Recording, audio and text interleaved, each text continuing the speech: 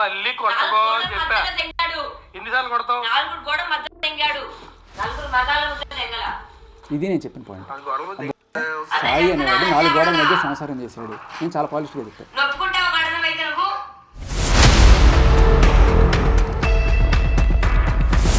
శేఖర్ భాష గారి ఎజెండా ఏంటి రాజ్ తరుణ్ లావణ్య ఇష్యూలో? నువ్వు నోరు మూసుకొని ఉండాలి, అడగకూడదు, క్వశ్చన్ చేయడానికి లేదు.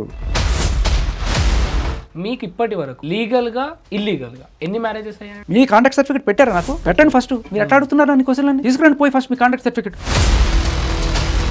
మీకు 4 మ్యారేజ్లు అయినట్టుగా ఒక అమ్మాయి మీ గురించి చనిపోయిందని, అంటే ఆ అమ్మాయిని ప్రేమిస్తూ ఆ అమ్మాయి వాళ్ళ ఫ్రెండ్ను కూడా ప్రేమిస్తున్నారని, ఆ విషయం తెలిసి తను సూసైడ్ చేసుకొని చనిపోయిందని ఆరోపణలు వస్తున్నాయి. ఎవడో ఏదో వాగాడని చెప్పి అది తీసుకొచ్చి అడగడం కాదు. ఈ ఫోటోస్ చూపించినా నాకు తెలుసు, మా అక్కకి అంటే ఇష్టం అని తెలుసు, అయిపోయింది. దీన్ని ఎక్కడికి తీసుకెళ్ళొద్దు అనుకున్నాను, ఎందుకంటే మళ్ళీ మా సఫర్ అవుడు వరకు ఎప్పుడన్నా వచ్చి నేను కంప్లైంట్ చేస్తున్నా లేకపోతే ఏమని మీడియాలో ఎందుకు వస్తుంది? నేను పెళ్లి రావడానికి మా అక్కని దూరం చేద్దామని చేసింది. అది మీ దాంట్లోనే ఉంది.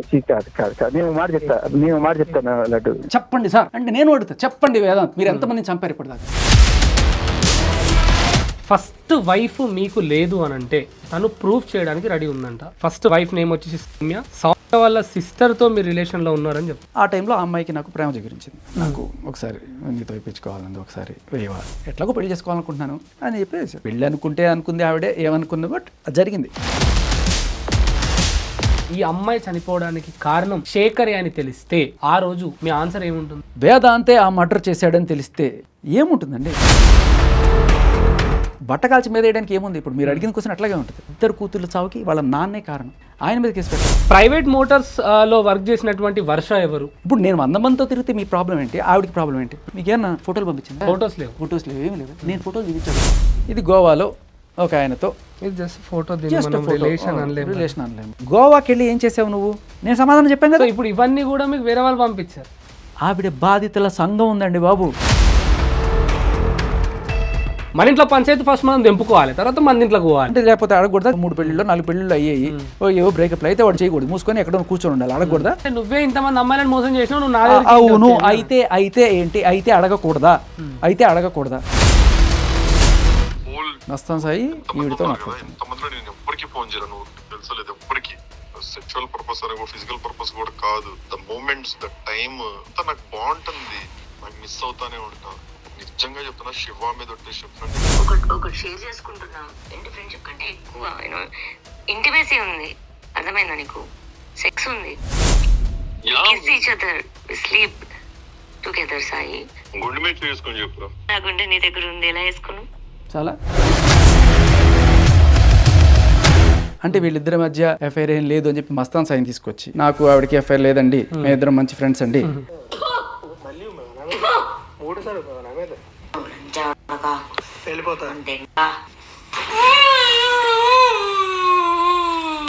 ఎవడు నాకు మగాడు ఉంటే పంపించమని ప్లీజ్, నాకు ఒక మగాడు కావాలని తినడానికి. చింటూ ఉన్నాడా? నా చింటూ పోతే రాస్తారు. నీ ఉద్యోగాలు చంపాలి 13 ఏళ్ళ క్రితం. ఇదంతా మీరు ఫ్రస్ట్రేషన్ అనుకుంటున్నారా, సైకో అనుకుంటున్నారా? మీకు ఏమనిపిస్తుంది చెప్పండి, పర్లేదు. ఫ్రస్ట్రేషన్లో ఉండేవాళ్ళు అలా అంటారు. చంద్రబాబు సాయం తీసుకొని అన్నపూర్ణ స్టూడెంట్స్కి వెళ్తా, వాడు నా స్వామి రంగ కాదు, వాడు అమ్మ నెక్క కాదు. సినిమా ఇండస్ట్రీలో ఉంటావా నేను చూస్తా. చూడు కళ్యాణ్ దిలీప్ శంకర్ గారు ఒక మంచి న్యాయవాది అని చెప్పి పేరుంది. అట్లీస్ట్ మీ అంత ఇన్వెస్టిగేషన్ కూడా చేయకుండా ఇన్వాల్వ్ అయ్యారంటారా? 4 గోడల మధ్య మస్తాన్ సాయితో సంసారం చేశానని చెప్పి ఆవిడ చెప్పిన తర్వాత కూడా మీరు ఇంకా ఆవిడ నిర్దోషాన్ని నమ్ముతున్నారా? ఆ రోజు ఏదో కోపంలో, ఉద్రేకంలో ఆవిడ రాస్తారని ఉడికించడానికి అలా అనుంటుంది. దాన్ని పట్టుకుని మీరు అలా ఎలా అంటారు? మీడియాని ఎదవల్ని చేసి, పోలీసుల్ని ఎదవలు చేసి, మహిళా సంఘాలను కూడా వాళ్ళందరూ కూడా అయ్యో ఆడుకూతురికి అన్యాయం జరిగిపోయింది అని చెప్పి వచ్చేసి, వాడు దరిద్రుడు, వాడు నీచుడు, రేపు నిన్ను కూడా అంటారు. ఇదే ఒక అమ్మాయి వెళ్ళి అక్కడ నించొని చెప్తే చాలు, మగాడనేవాడు కుక్క. ఇదే నా ప్రాబ్లం. ఇవన్నీ చేపించేది రాజ్ తరుణ్ గారే ముందుండి చేపిస్తున్నారు అనేది కూడా ఒక ఆరోపణ తన. అదే అబ్బో అదొక పెద్ద ఎపిసోడ్ ఉంది, మీరు కావాలంటే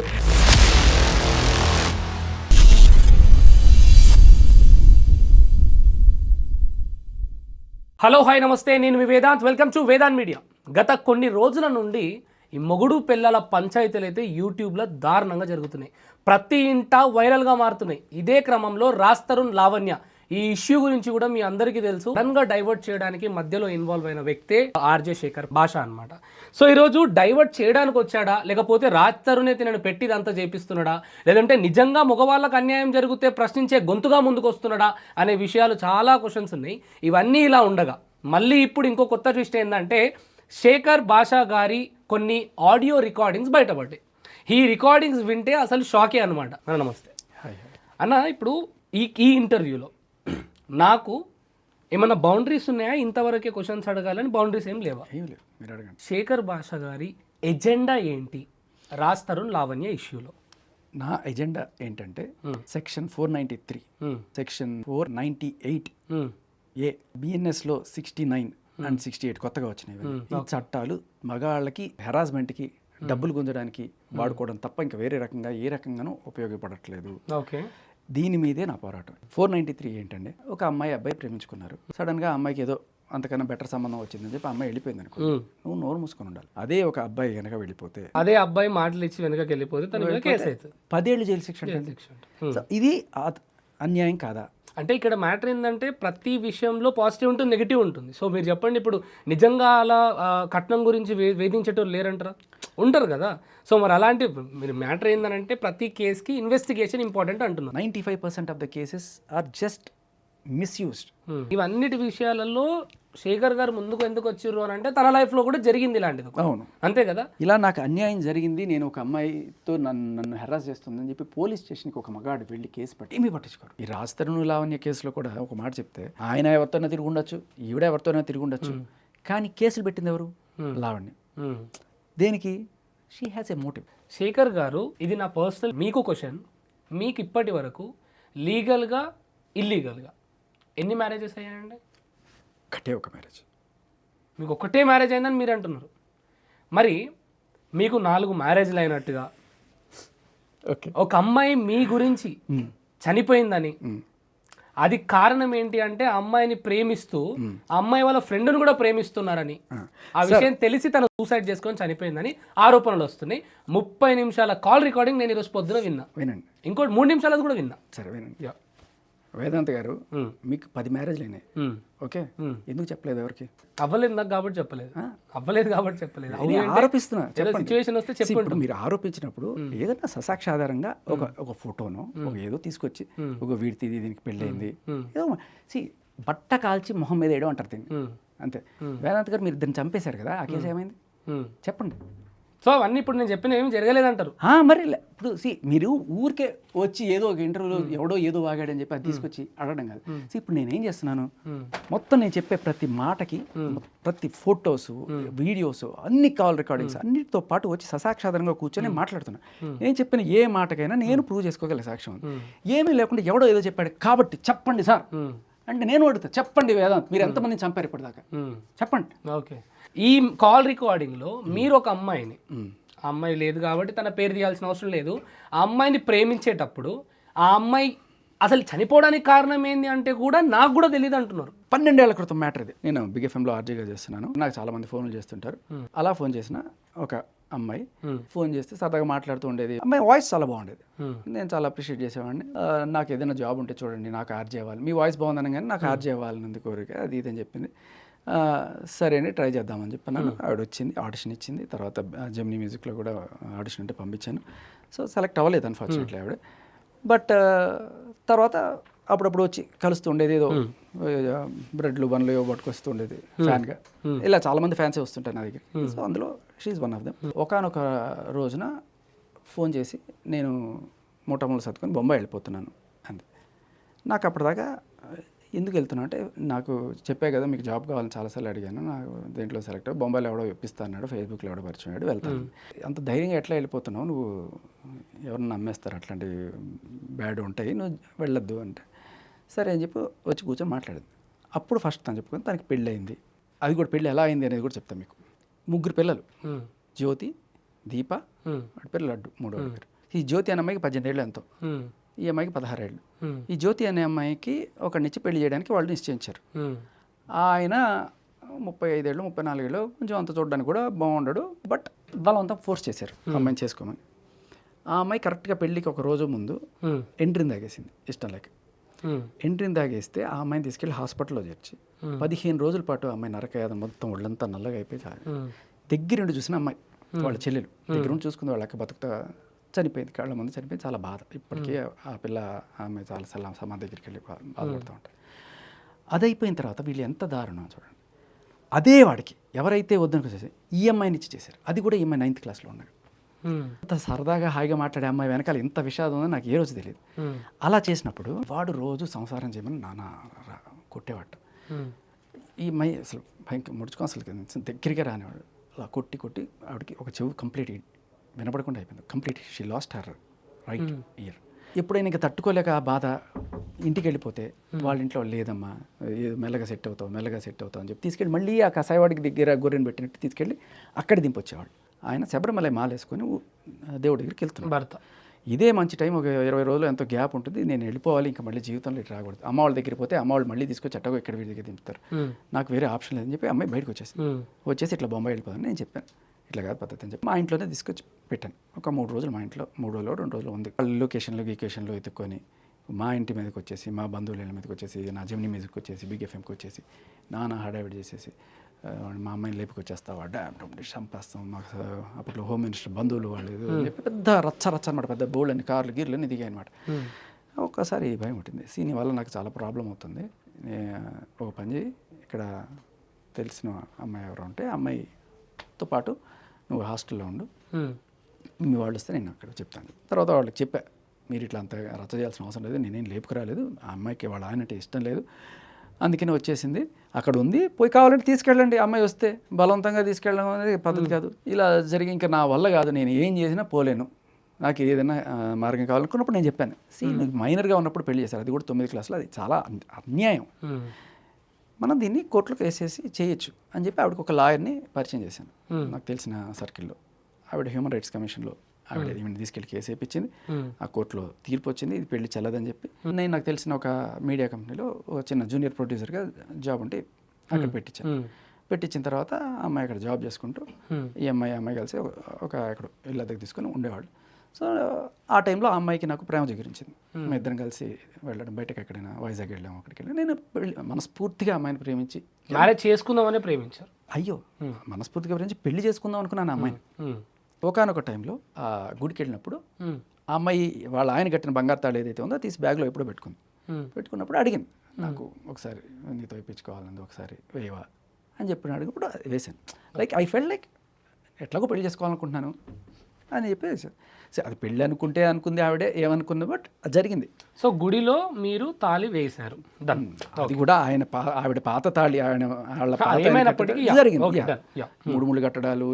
బేసికలీ నాకు ఆమెను చేసుకోవాలనే నేను నాకు ఎట్లాగో పెళ్ళవనే అనుకున్నా. కానీ ఏంటి అంటే చెప్పి చేసుకోవాలి, వాళ్ళని ఒప్పించాలి, వీళ్ళని ఒప్పించాలి. ఇప్పటికి అప్పుడప్పుడు ఈ మైగ్రేన్ ఇవన్నీ కూడా ఉండేవి. She couldn't go to office, మానేసింది, ఇంకా జాబ్ కూడా మానేసింది. ఇంకా ఫ్రెండ్ తను కలిసి ఫ్రెండ్ కూడా ఏదో జాబ్ చేసేది, సో అక్కడే ఉండేది. ఇంకా 2-3 సార్లు డాక్టర్ దగ్గర కూడా తీసుకెళ్ళాను, హోమియోపతి అన్ని మైగ్రేన్ చేసాం. కానీ బట్ సన్నగా అయిపోయి, వామిటింగ్స్ అయిపోయి ఇట్లా అవుతూ ఉండేవి.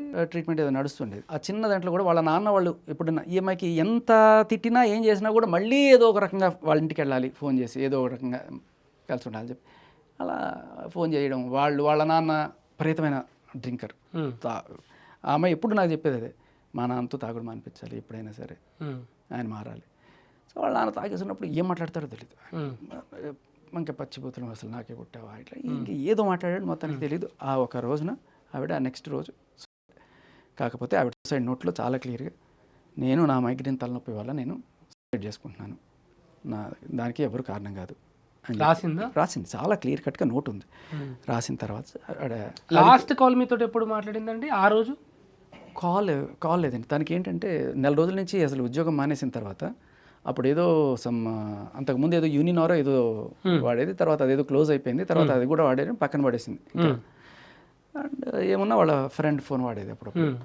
సో అంతకు ముందు రోజు మాట్లాడేది, అంతకు ముందు రోజు ఒకసారి కలిసాము. జస్ట్ సరే ఈ అమ్మాయి సూసైడ్ చేసుకోవడానికి ముందు ఆ రూమ్మేట్ ఎవరైతే ఉన్నారో ఆ అమ్మాయి ఉన్న రూమ్ని తలుపేసేసి ఊరేసుకొని తలుపు తీసి కొట్టి కొట్టి కొట్టి పెద్ద ఎంత అరిచినా కూడా లేదు. తర్వాత అవతల వాళ్ళు ఎవరో వచ్చి పగలగొట్టి మొత్తం తీసి ఇచ్చేసారు. నాకు ఫోన్ వచ్చింది, అప్పుడు కరెక్ట్గా నేను షోలో ఉన్నాను. లైవ్లో ఉన్నాను నీ వదిలేసి అంత దూకెళ్ళాం.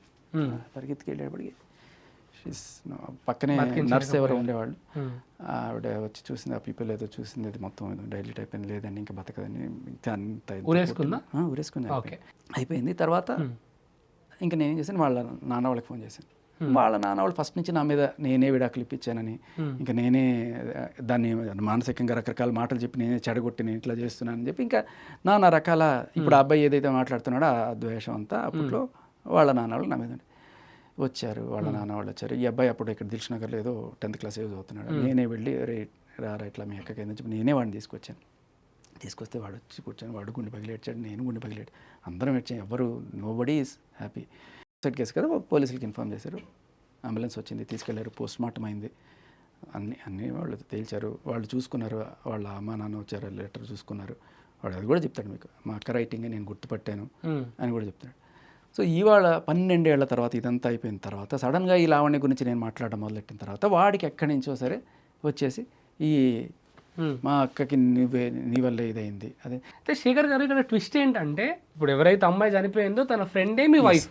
ఏ రోజైతే తను సూసైడ్ చేసుకుందో ఆ రూమ్ లో ఫ్రెండ్ ఉంది, మీ వైఫ్ ఆ రోజు అక్కడ ఉంది. ఆవిడ పోయిన తర్వాత నేను కనీసం ఒక 5 ఏళ్ళు అసలు పెళ్లి కానీ నేను జీవితంలో ఇంకా పెళ్లి చేసుకోకూడదు, ఎప్పుడు ఆ సమాధి దగ్గరే పడి వచ్చేవాడిని. నెలకు ఒకసారి వెళ్ళి అక్కడే కూర్చున్నాను, అక్కడే ఏడ్చుకుంటున్నాను, అక్కడే తినేవాడిని. వీళ్ళిద్దరు కూడా చాలా థిక్ ఫ్రెండ్స్. ఆ అమ్మాయి ఏమి తక్కువ బాధపడదు, విపరీతంగా ఏడుపు.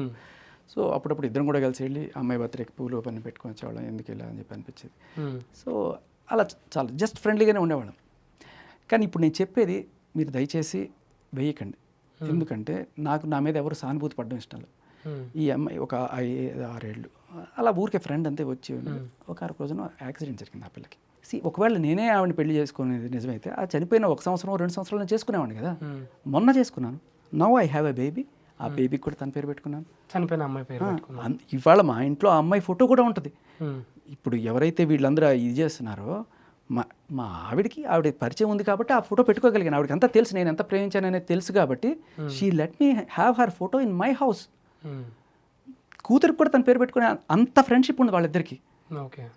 అంటే తను లేదు మన మధ్య చెప్పగలిగిందా ఎప్పుడైనా అసలు తన చావు కారణం, అసలు తను అలాంటి ఆత్మహత్య వైపు వెళ్ళడానికి కారణం ఏంటి? నేను చెప్తున్నాను సార్. ఇప్పుడు ఒకటేంటంటే చిన్న విషయాలు కూడా ఒక మనిషి సైకలాజికల్గా సరిగ్గా లేనప్పుడు చాలా పెద్దగా అనిపిస్తాయి. అండ్ వాళ్ళ అక్క కూడా చేసింది వద్దు అన్నప్పుడు వదనాలి సార్. ఆవిడే క్షణికావేశంలో చేసింది, అలాగే ఈవిడ కూడా ఒక క్షణికావేశంలో ఏమైనా వేయండొచ్చు. వాళ్ళ నాన్న తిట్టుండొచ్చు, వాళ్ళ నాన్న ఎప్పుడూ అదే తిడుతుంటాడు. కానీ ఒక్కొక్కసారి అంటే ఎన్నిసార్లు మనం ప్రయత్నం చేసినా మనకి ఇది కాలేదే, ఇంకా ఫైనల్గా ఆ రోజున ఆవిడకి ఉన్న ఆ సైకలాజికల్ ప్రాబ్లమ్, వామిటింగ్స్ చాలా వీక్గా ఉన్న టైంలో అటువంటి చిన్న బాధ కూడా ఆవిడకి పెద్దగా కనిపించుండదు. అసలు నిజం చెప్పాలంటే ఇద్దరు కూతుర్ల చావుకి వాళ్ళ నాన్నే కారణం. నిజంగా చెప్పాలంటే ఆయన మీద కేసు పెట్టాలి. ఇన్నాళ్లలో లేదండి, 12 ఏళ్లలో ఏ రోజైనా వాళ్ళు వచ్చి అడిగారా? ఈ పాయింట్ అయితే చాలా వ్యాలిడ్ పాయింట్. 12 yearsగా లేని ఒక క్వశ్చన్ ఈరోజు రేజ్ అవుతుంది అని అంటే దాని వెనుక ఖచ్చితంగా రాజకీయం ఉండొచ్చు అని అనుకోవచ్చు. ఇప్పుడు ఇంత పెద్ద డ్రగ్ మాఫియా లావణ్య వాడు బుకాయిస్తూనే ఉంటాడు. ఒక క్వశ్చన్ ఏంటంటే, చెప్పండి, ఇప్పుడు వాళ్ళు ఇన్ డీప్గా వెళ్ళి నిజంగా ఈ అమ్మాయి చనిపోవడానికి కారణం శేఖరే అని తెలిస్తే ఆ రోజు మీ ఆన్సర్ ఏముంటుంది? నేను ఇప్పుడు చెప్పిన ఆన్సరే ఎప్పుడైనా చెప్తాను. సరే, రెండోది, నిజంగా ఇప్పుడు మీ ఫ్రెండ్ ఎవరైతే ఇప్పుడు ప్రజెంట్ మీ వైఫ్ ఉందో తనతో మీరు రిలేషన్లో ఉన్నారని తెలిసి సడన్గా అది తట్టుకోలేక చనిపోయింది తాను అని తెలిస్తే, ఒకవేళ నేను రిలేషన్లో ఉండుంటే నా పెళ్ళి ఎప్పుడై ఉండాలి? బెస్ట్ మీరు లాజిక్ ఆలోచించండి. 12లో చనిపోయింది ఆవిడ, నేను 13 నుంచే వీడితో ఉండాలి, ఇప్పటికే నాకు ఇంతమంది పిల్లలు ఉండాలి. నేను ఇప్పుడు 2019లో పెళ్లి చేసుకున్నాను. ఫస్ట్ వైఫ్ మీకు లేదు అని అంటే తను ప్రూఫ్ చేయడానికి రెడీ ఉందంట. తన పేరు సౌమ్య అని చెప్తుంది. మంచిది, చేయమనండి. ఫస్ట్ వైఫ్ నేమ్ వచ్చేసి సౌమ్య వాళ్ళ సిస్టర్తో మీరు రిలేషన్లో ఉన్నారని చెప్తుంది. ప్లీజ్ ప్రూవ్ చేయమనండి. మీ ఇష్టం మీ ఆన్సర్ చెప్పండి. బట్ట కాల్చి ఇప్పుడు నేను అదే అంటానండి. ఆవిడకి 100 మంది ఉన్నారు, నేను 100 పేర్లు చెప్పచ్చు. పాయింట్ ఏంటి, ఇప్పుడు ఆవిడ సమాధానం చెప్పాల్సిన స్టేజ్లో ఉన్నప్పుడు తప్పించుకోవడానికి ఎదుటి వాళ్ళ మీద నిందలేసి, ఇప్పుడు నాకు నా జీవితంలో 10 మంది పెళ్ళాలో 20 మంది పెళ్ళాలో నేను 100 మందితో తిరిగాను. ఇది పాయింట్ ఆఫ్ అటెన్షన్ ఎందుకైంది? ఇప్పుడు ఎందుకైంది? ఎందుకంటే ఈరోజు తన తప్పును మీరు ఏదైతే చూపిస్తున్నారు కదా. సింపుల్. ఇప్పుడు నేను 100 మందితో తిరిగితే మీ ప్రాబ్లం ఏంటి, ఆవిడకి ప్రాబ్లం ఏంటి? మీ ప్రాబ్లం 100%. ఇప్పుడు నేను ఇప్పుడు ఇప్పుడు దానివల్ల మీడియా ముందుకు వచ్చి మగవారి వెనక నేను ఉంటాను అనే ఒక మనిషి, ఆ మనిషి ఇంకో 4-5 ఆడవారిని అన్యాయం చేశాడు అంటే ప్రశ్నించే గొంతుగా మేము నిలిస్తే తప్పేముంది? ఖచ్చితంగా మా ప్రాబ్లం లేదు. ఒకవేళ Yeah. అదే అంటున్నాను, అన్యాయం చేస్తే వాళ్ళు వచ్చి చెప్పాలి తప్ప ఇప్పుడు నువ్వు నీ వల్ల అన్యాయం అయిపోయాడు మీ విక్టిమ్ తన వెంటుంది అంటుందండి. చూపించమన్నాడు సార్. ఉంటుంది అని నోటికి వచ్చిన మాటలు అన్నం కాదు కదా. ఆ సౌమ్యం తీసుకురమ్మనండి, ఆ హరిని తీసుకురమ్మని. తెలుసా అసలు సౌమ్యాన్ని ఎవ్వరు సార్ వీళ్ళంతా? మీ లైఫ్ అదే అదే అంటున్నా, ఎవ్వరు నోటికి వచ్చిన మాటలు మాట్లాడడం అంతే. సో సెకండ్ వైఫ్ గీత చనిపోవడానికి కారణం భార్గవి, ఇప్పుడు థర్డ్ వైఫ్ లాస్ట్ భార్గవి, ఇలా చెప్తున్నారు అనమాట. సో రీసెంట్ గా కూడా మీరు ఎక్కడికో వెళ్ళారు, అక్కడ ఏదో కేసు అయింది అంటున్నారు. అండ్ మీకు ఇప్పటి వరకు టోటల్ గా ఎంతమంది కిడ్స్ ఉన్నారు అది చెప్పండి అంటున్నారు. ఆ కిడ్స్ కి మీరు ఏదన్నా కొంచెం బాధ్యత తీసుకుంటున్నారా, వదిలేశారా అని అంటున్నారు. అదే అంటున్నాను, నా ఫ్యామిలీలో నాకు ఎంతమంది కిడ్స్ ఉన్నారు, నాకు ఎంతమంది భార్యలు ఉన్నారు, నాకు ఎంతమంది ఎఫ్ఐఆర్లు ఉన్నారు, ఇవన్నీ కూడా ఈవిడ ఏం చేసుకుంటుంది? ఫస్ట్ పాయింట్, ఇవి ఏం చేసుకుంటుంది? బేసికల్లీ ఏం చేసుకుంటుంది? వీడు ఒక ఎదవా కాబట్టి వీడు నన్ను అడగకూడదు, అడగడం అనద్దాం. ప్రైవేట్ మోటార్స్ లో వర్క్ చేసినటువంటి ఎవరు? No idea. Okay, done. So పంజాగుట్టలో విరించి హాస్పిటల్కి సంబంధించినటువంటి ఇంకో అమ్మాయి, తన పేరు కూడా అంటుంది. ఇప్పుడు పాయింట్ ఏంటి? ఆవిడ ఫైట్ రాజ్ తరుణ్ మీద ఫైట్ ఆవిడ ఏదో చేస్తుంది. సో నేను ప్రశ్నలు అడిగాను, ప్రశ్నలు అడిగితే సమాధానాలు చెప్పకపోగా నన్ను ప్రశ్నలు అడిగేవాడి క్యారెక్టర్ సరిగ్గా లేదు కాబట్టి నన్ను ప్రశ్నలు అడగకూడదు అనేది కరెక్టా? మీరు చెప్పండి. అలా ఆ స్టేట్మెంట్ అయితే కరెక్ట్ కాదు. మరి ఇప్పుడు అదే చెప్పారు, కానీ అదే చెప్పారు మీరు. కానీ మళ్ళీ ఒక అమ్మాయిని మోసం చేసిన తను వచ్చి తను కూడా నీతులు చెప్పడం కూడా కరెక్ట్ కాదు అంటారు ఇప్పుడు పబ్లిక్. అదే అంటున్నాను, ఇప్పుడు 12 ఏళ్ల క్రితము జరిగింది తీసుకొచ్చి దానివల్ల ఇప్పుడు నేను ఇంటర్వ్యూ చేయడం కరెక్ట్ కాదు మానేమంటారా? చెప్పండి, మీరు చెప్పండి, మీరు చెప్తే మానేస్తా నేను. మానేమంటారా? ఇఫ్ ఇన్ కేస్ నిజంగా ఒకవేళ అమ్మాయిని కనుక మోసం చేస్తుంటే మీరు ఈ విషయంలో కొట్లాడడానికి ముందుకు వచ్చి వాయిస్ అర్హత లేదనట్లేదు. కానీ ఫస్ట్ ఇప్పుడు మన ఇంట్లో పంచాయతీ ఫస్ట్ మనం తెంపుకోవాలి, తర్వాత మన ఇంట్లోకి పోవాలి. అవును, ఇప్పుడు మా ఇంట్లో పంచాయతీ ఏముందని? ఏముంది? మా ఇంట్లో ఎవరైనా వచ్చారా పంచాయతీ చేయడానికి? చెప్పండి. తప్పు లేనప్పుడు మనం ఎందుకు భయపడాలి అనేదే నేను ముందుకు వస్తాను. నేను నిజంగానే తప్పు చేస్తుంటే ముందుకు ఎందుకు వస్తాను? వాళ్ళ బెదిరింపులకి ఎందుకు? ఇప్పటికే లొంగిపోయి ఉంటాను కదా. ఇంత చేసినా నేను ముందుకు వచ్చి ధైర్యంగా ఏం చేస్తావు చెయ్యి, నేను ఎండగడతా. నిన్ను ఎండగట్టడం కూడా నా పాయింట్ కాదు. తప్పుడు సెక్షన్లు ఇంత నీట్గా మిస్యూజ్ చేస్తున్నారు చూసారా, ఇవి తప్పుడు కేసులను ప్రూవ్ చేయడమే నా పాయింట్. సో ఇక్కడ ఈవిడ దీంట్లో క్లియర్ కట్గా 2 కేసులు తప్పుడు కేసులు. ఒకటి మస్తాన్ సాయి మీద పెట్టింది తప్పుడు కేసుని ఆవిడే వచ్చి చూసింది, మీరు చూసారు అది? మస్తాన్ సాయి మీద పట్టాభిపురంలో police case, Pattabhipuram Guntur murder case, attempt murder, రేపు, ఇన్ని పెట్టి ఆవిడ చెప్తున్నది ఏంటండి? ఈ కంప్లైంట్ ఫస్ట్ ఎఫ్ఐఆర్ నాది కాదన్నది. తర్వాత ఆవిడ రాసింది తీసుకొచ్చి చూపిస్తే ఈ రాత కూడా నాది కాదని, నీ సంతకం టాలీ అయిందా అని చెప్పి చూపిస్తే ఇప్పుడు అది కూడా సంతకం టాలీ అయింది. ఇప్పుడు రాజ్ తరుణ్ పెట్టించాడు అంది. సరే, రాజ్ తరుణ్ పెట్టించాడు, రాజ్ తరుణ్ పెట్టించినట్టు సాక్ష్యం ఏంటి? ఏమీ లేదు. అండ్ నువ్వేమన్నా చిన్నపిల్లవా? ఎవడన్నా పోయి నువ్వు పెంట తింటారా? తినవు కదా, నువ్వు అడల్ట్, 30 ఏళ్ళు. రాజ్ తరుణ్ కన్నా పెద్దదానివి నువ్వు. ఇప్పుడు నువ్వు వచ్చి వాడు పెట్టించాడు వీడు చెప్పించాడు అని చెప్పడం ఎంతవరకు కరెక్ట్? అండ్ ఇంకా మీకు చాలా క్లియర్ కట్గా అంటే వీళ్ళిద్దరి మధ్య ఎఫ్ఐఆర్ ఏం లేదు అని చెప్పి మస్తాన్ సాయిని తీసుకొచ్చి నాకు ఆవిడకి ఎఫ్ఐఆర్ లేదండి, మేమిద్దరం మంచి ఫ్రెండ్స్ అండి అని వాడు చెప్పాడు. నేను ఆవిడ మీద నిందేశాను, మస్తాన్ సాయితో నువ్వు ఉన్నావు అని చెప్పి అన్నది ఎట్లా చెప్తావు అంటే దాంట్లో చాలా క్లియర్గా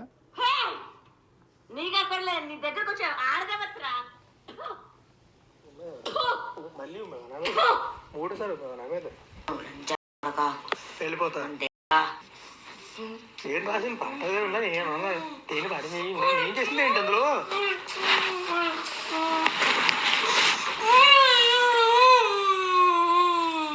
ఎవడు నాకు మగాడు ఉంటే పంపించమని తినడానికి, ప్లీజ్ నాకు ఒక మగాడు కావాలని తినడానికి. చింటూ ఉన్నాడా?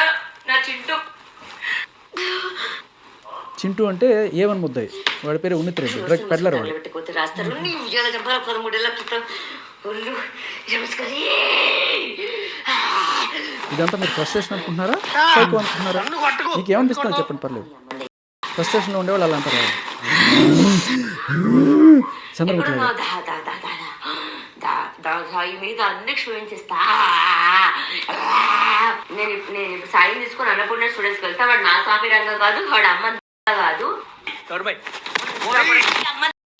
సినిమా ఇండస్ట్రీలో ఉంటావని చూస్తా. చూడు చేయొద్దులు. నువ్వు చూడు ఏం చూస్తా. అరే లంచం సాయి నన్ను దెంగితే మళ్ళీ కొట్టకో చెప్పా దెంగాడు, ఎన్నిసార్లు కొడతావు? 4 గోడ మధ్య దెంగాడు, 4 మగాళ్ళ మధ్య దెంగల. ఇది నేను చెప్పిన పాయింట్. ఆ గొడవలు సాయి అనేవాడు 4 గోడల మధ్య సంసారం చేశాడు. నేను చాలా పాలిష్గా చెప్తాను. నొప్పుకుంటావా గడనమైతే నువ్వు? ఇది చూడండి, ఆవిడ అదిగో వాడిని అది అడగండి ఇది అడగండి అంటుంది కదా, ఏమీ లేకుండా మీకేమన్నా ఫోటోలు పంపించింది? నేను ఫోటోలు చూపించి అడుగుతా. ఇది చూడండి. ఫస్ట్ ఆఫ్ ఆల్ ఒక లెటర్ వచ్చింది. ఆ లెటర్ ఏంటంటే May 20th, 2023 టు మస్తాన్ సాయికి వచ్చిన లెటర్ ఇది. I love you, I miss you and I'm sorry, let's forgive us. I want to say let's forget what has happened, but I know it's hard for both of us, but time heals everything. Let's not tight, let's focus on careers, let's work for good for future. I will not use these devices anymore which involved our past. I don't need any of my past contacts. I will listen to you and I will hand over them to you. I want you to go to office and work as you used to do it before, and I will support you in always. Yours, Anvika. Okay, Anvika అనేది తన ముద్దు పేరు. నీ పాస్ట్లో నీకు ఎంతమంది girl friends ఉన్నారు, ఇలాంటివి కూడా తీయాలనుకుంటే నేను తీసాను. ఓకే చూడండి, ఇది గోవాలో ఒక ఆయనతో ఆవిడ. ఓకే, నేను ఆ ఫోటో ఎందుకు చూపిస్తున్నానంటే, గోవాకి వెళ్ళి ఏం చేసావు నువ్వు? ఫారినర్స్తో డ్రగ్స్ తీసుకొచ్చావనే నీకు దగ్గర ఎలిగేషన్ ఉంది కదా.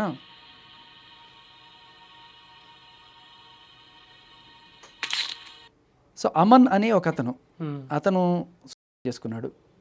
ఓకే, దీనికి నా దగ్గర సాక్ష్యాలు లేవు, కానీ నాకు తెలిసిన ఇన్ఫర్మేషన్. ఇప్పుడు వాళ్ళైతే ఎలా రాళ్ళేస్తున్నారో ఇది కూడా రాయి, కానీ దీనికి సంబంధించిన సాక్ష్యం కూడా ఏదో రోజు వస్తుంది. నేను ఆడబుడితే నీకేటన్నాయి, నేను ఎట్టగుంటే నీకేటన్నాయి, సిర్రాకు పెట్టకన్నాయి. అవును, నేను 100 మంత్ తిరిగా, 1000 మంత్ తిరిగా. నీ ప్రాబ్లం ఏంటి? వాళ్ళకు ఉండాలి ప్రాబ్లము కదా. ఎవడు సరే పెళ్ళం ఉందనుకుందాం, దానికి ఉండాలి కదా ప్రాబ్లం. నీదేంటి? నా పెళ్ళానికి ఉండాలి, దానికి ఉండాలి. నువ్వు వచ్చి అడిగావు మీడియాలో, అందుకే నేను అడుగుతున్నావు. ఇట్లా ఆవిడ పాస్ట్ ఫోటోలు కూడా చూపించేట్టు చేసుకుంది ఎవరు? మళ్ళీ ఆవిడే. అవన్నీ పట్టుకొచ్చావు కదా, సరే ఫైన్. ఇప్పుడు యూ షుడ్ టెల్. ఓకే, నేను సమాధానం చెప్పాను కదా. ఇప్పుడు ఇవన్నీ కూడా మీకు వేరే వాళ్ళు పంపించారు. ఆవిడ బాధితుల సంఘం ఉందండి బాబు. ఇంత చెప్పినా కూడా, ఆ లవ్ లెటర్ ఉన్నా కూడా నాది కాదు, అది ఏదో రాసుకున్నాం అనుకోవచ్చు. ఓకే, ఇప్పుడు మీరు అసలు అది వినండి. ఎలా చెప్పాలన్నా అరే ఒకటి షేర్ చేసుకుంటున్నాం. ఏంటి ఫ్రెండ్షిప్ కంటే ఎక్కువ ఇంటిమేసీ ఉంది, అర్థమైందా నీకు? సెక్స్ ఉంది, kiss each other, we sleep together, Sai. Yeah Anvika, నాకు తెలిసే టైం లేట్ అయింది అంటే నీకు ఎలా చెప్పాలన్నా కదా. అరే నువ్వు మొన్నటి వదిలేసి ఇంకా ప్రూఫ్ వెనకాల నేనేం చెప్పను. ఇప్పుడు నుంచి అనుకో. అదేందో మరి నువ్వు దూరం వెళ్ళటం వల్ల, లేకపోతే నా ముందు నీ దగ్గర ఉంది సాయి. గుండె మీద చేసుకొని చెప్పురా. నా ముందు నీ దగ్గర ఉంది సాయి. నా గుండె నీ దగ్గర ఉంది, ఎలా వేసుకున్నావు? చాలా ఆవిడ మాటలకు వచ్చి నాలాంటి వాడిని కూర్చోబెట్టి నీ క్యారెక్టర్ అడిగే అంటే అదేంటున్నాను. ఇప్పుడు మీ లైఫ్ లో మీకు జరిగింది అన్నారు కదా, అది ఎవరితో జరిగింది మరి మీకు? అదే అబ్బో, అదొక పెద్ద ఎపిసోడ్ ఉంది, మీరు కావాలంటే. అదే జస్ట్ వాళ్ళెవరు? ఆవిడ ఎవరు అంటే పడాల లక్ష్మి. ఓకే, ఆవిడ అన్నవరం దగ్గర శంఖవనం అని ఒక విలేజ్లో ఆవిడ పుట్టి పెరిగి, తర్వాత ఆవిడకి 20 ఏళ్ళకి ఇప్పుడు పెళ్లి చేశారు. పెళ్లి చేసిన 3 నెలలకి మొగుడు మీద 498A పెట్టింది.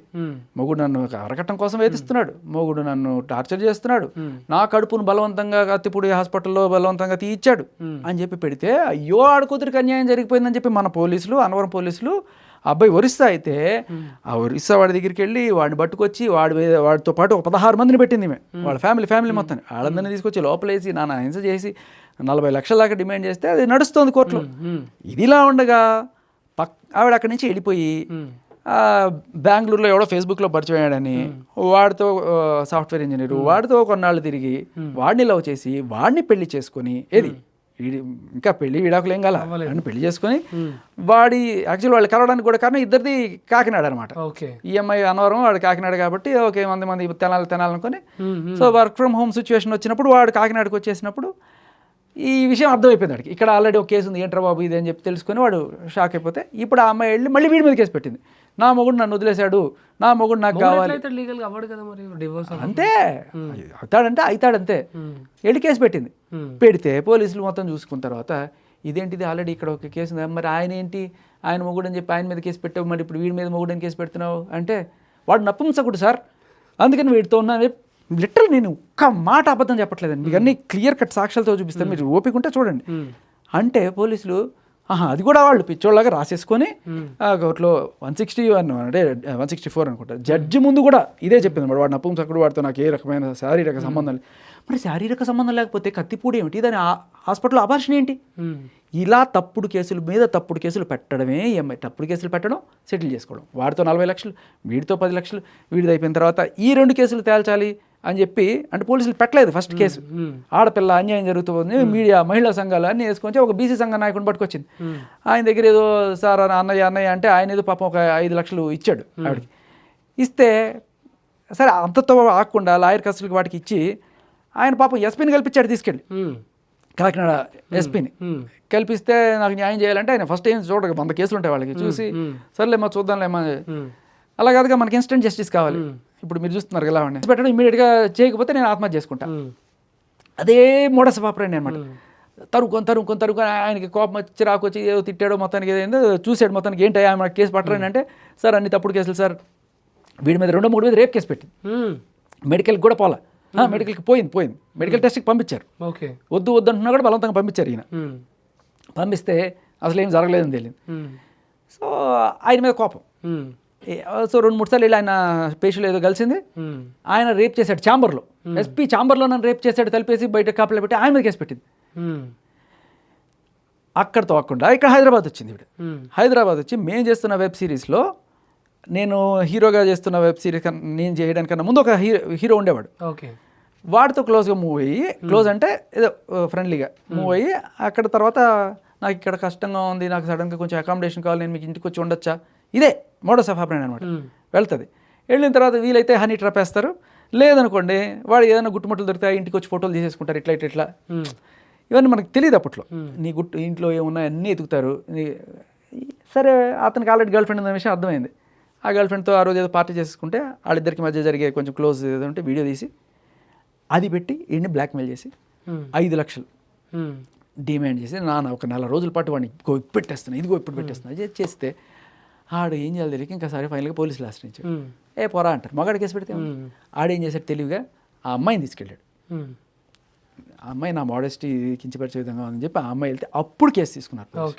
అంటే మగాడికి అక్కడ కూడా ఎంత నీచమైన పరిస్థితి అంటే, ఇప్పుడు నేను కేసు పెట్టాలంటే మా ఆవిడని తీసుకెళ్ళాలి, మన వాళ్ళందరినీ బజార్ను పెట్టుకుంటే కానీ మనకు న్యాయం జరగదు. మగాడికి బేసిక్గా ఎవరు పట్టించుకోవడం అనమాట.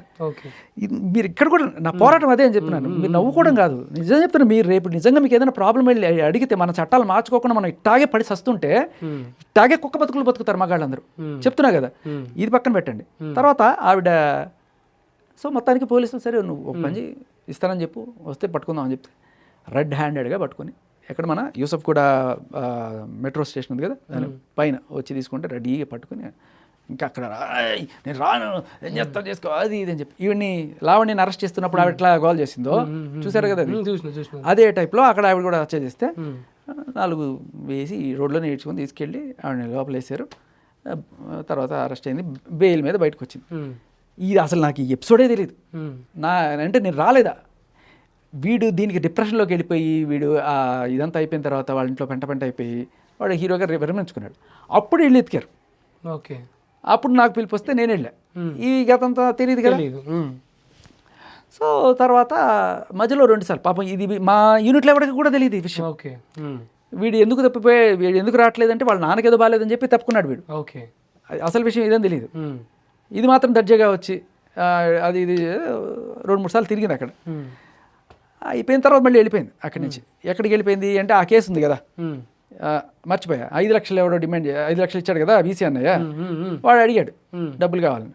సరే పలానా చోటకి రా, బాపట్లకి రా, నేను ఇస్తానని చెప్పి వాడి దగ్గరికి వాడిని పిలిచి వాడితో పాటు ఎవరో 2 ఉన్నారు, ఇక్కడ ఇస్తా అని చెప్పి ఎవరో ఉన్నారని చెప్పి వాడు తీసి కరెక్ట్గా ఒక పొదల దగ్గర కలిసి గట్టిగా బట్టలు చింపేసుకొని నన్ను రేప్ చేశాడు అని చెప్పి పరిగెత్తుకొని వెళ్తే పోలీసులు వెంటనే వచ్చేసి ఏదో ట్రాప్ వేసినట్టు వాళ్ళు పట్టుకొని వాళ్ళ మీద రేప్ కేసు.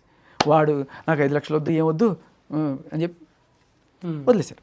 సో మొగుడి మీద కేసు, ప్రియుడి మీద కేసు, తర్వాత వీడి మీద కేసు, ఎస్పీ మీద కేసు, తర్వాత ఈవిడ దొరికింది మాత్రం ఇక్కడ లిటరలీ పోలీసులు దొరికిపోయింది.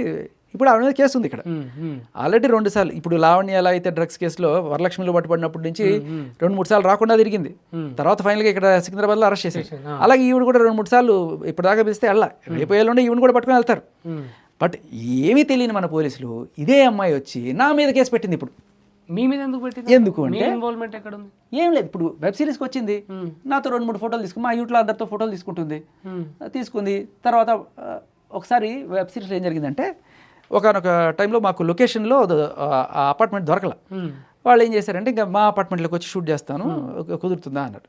సరే మా నాన్న వాళ్ళందరినీ ఒప్పించి ఎట్లా మా ఇంట్లోనే టోటల్ ఆ రోజు షూట్ అంతా జరిగింది. ఆ రోజు వచ్చిన మా నాన్న కూడా కసురుకున్నారు ఏంటి రాయదు అని చెప్పి. ఆ రోజు వీళ్ళందరూ వచ్చారు, వాళ్ళకి తెలుసు, మా ఆవిడ తెలుసు, మా పిల్లలు తెలుసు, అందరితో ఉన్నారు. ఈవిడ కూడా వచ్చింది ఏం చేసి. తర్వాత ఈవిడ మోడస్ ఆఫ్ ఆపరేంట్ అది కదా, మా ఇంటికి రాగానే ఆ ఫోటోలు తీస్తారు కదా. ఈ అమ్మాయి ఫోటో ఉంది కదా, నేను చెప్పాను కదా చనిపోయిన అమ్మాయి, ఆ అమ్మాయి ఫోటో ఉంటుంది అక్కడ అది మా ఇంట్లో. సే అదే అంటున్నా, చాలా మందికి అర్థం కాదు వైఫ్ ఉండగా వేరే అమ్మాయి ఫోటో పెట్టుకుంటే ఎవరు ఒప్పుకుంటారని. ఎందుకంటే దే ఆర్ దట్ క్లోజ్. ఆ అమ్మాయికి అంత క్లోజ్ కాబట్టి పిల్లకి పేరు పెట్టుకున్నా కూడా అమ్మాయికి ఇష్టం కాబట్టే పెట్టుకుంది. నిజం చెప్పాలంటే దీన్ని కూడా రాజకీయం చేసి ఎంత అద్భుతంగా చూపిస్తున్నారంటే, సరే అట్లా తీసుకున్న ఫోటోనే ఇవాళ బయట పెట్టారనమాట. సో ఇంత పర్సనల్ డెప్త్లోకి కూడా వెళ్ళి మనుషుల్ని టార్గెట్ చేయొచ్చు వాళ్ళు. ఇప్పుడు వీళ్ళ బ్రదర్ దగ్గరికి వెళ్ళింది ఈఎంఐ వెళ్ళి అన్నయ్య ఇదిగో మీ చెల్లెని చెప్పేట్టు నన్ను కూడా వీడు సూసైడ్ చేసుకునేట్టు చేస్తున్నాడు అన్నయ్య ఇది అని చెప్పి నా రకాలు చెప్తే పాపం ఆ పెచ్చోడు నిజంగా నేను నమ్మేసి ఆర్ఎల్స్ ఇంకేదైనా ప్రాబ్లం పెట్టారో తెలియదు, but is taken it seriously and నేను ఇష్టం వచ్చిన అలిగేషన్స్ అని వేస్తున్నాడు. ఇవాళ నాకు నిజంగా బాధేసింది ఏంటంటే ఆ అమ్మాయి పేరు వేశారు అండ్ కింద కామెంట్లో ఆ అమ్మాయి గురించి దయచేసి నా మీద కోపం నన్ను తిట్టుకోండి కానీ అమ్మాయిని తిడుతుంటే నాకు చాలా బాగా. థ్యాంక్ యూ సో మచ్ అండి.